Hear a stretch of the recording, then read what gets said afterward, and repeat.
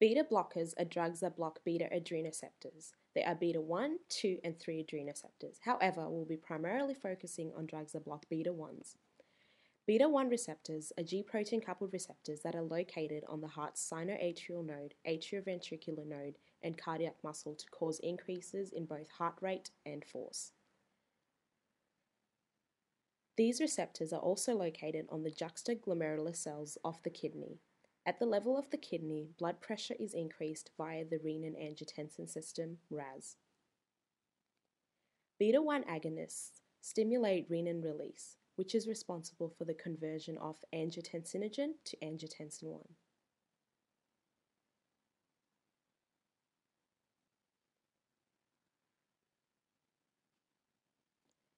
Angiotensin 1 is then converted to angiotensin 2, and this is facilitated by angiotensin converting enzyme ACE.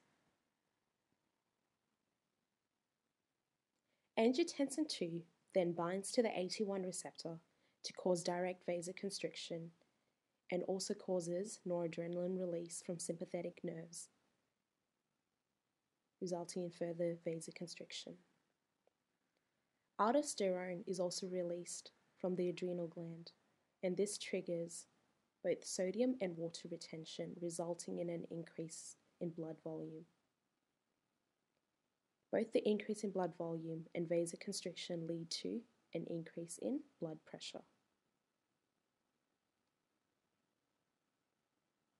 On the heart, cardiac output is increased via various modes, and due to the innervation at the sinoatrial and atrioventricular nodes, heart rate is increased.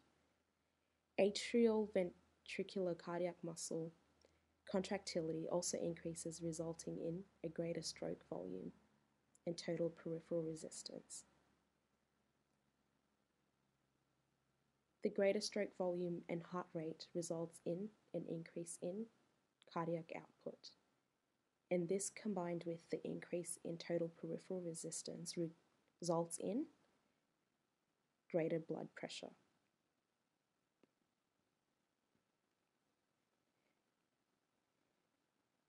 Beta blockers are indicated for hypertension, and this is due to their inhibition of the release of renin from the kidney, stopping the activation of the RAS pathway and angiotensin 2 production, meaning it cannot exert its effects on the kidney, and a decrease in sodium and water retention is seen, leading to decreased blood volume and the corresponding reduction in blood pressure.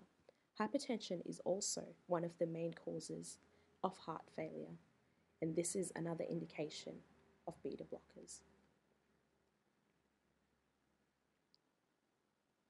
In heart failure, there is an increased workload on the heart, and beta blockers combat this by lowering the heart rate, therefore decreasing strain on the heart. Angina is another indication due to the vasoconstriction opposing effects of beta blockers.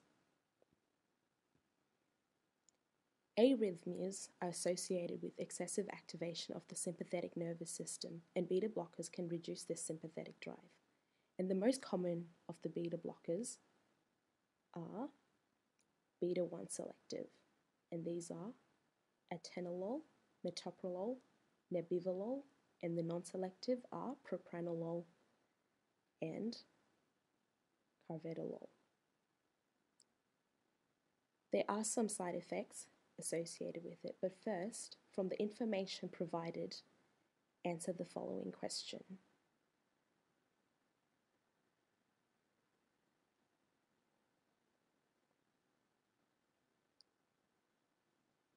Acute effects of beta blockers induce bronchoconstriction, which exacerbates asthma by blocking the bronchodilatory effect of endogenous adrenaline and the inactivation of constitutively active beta 2 adrenoceptors.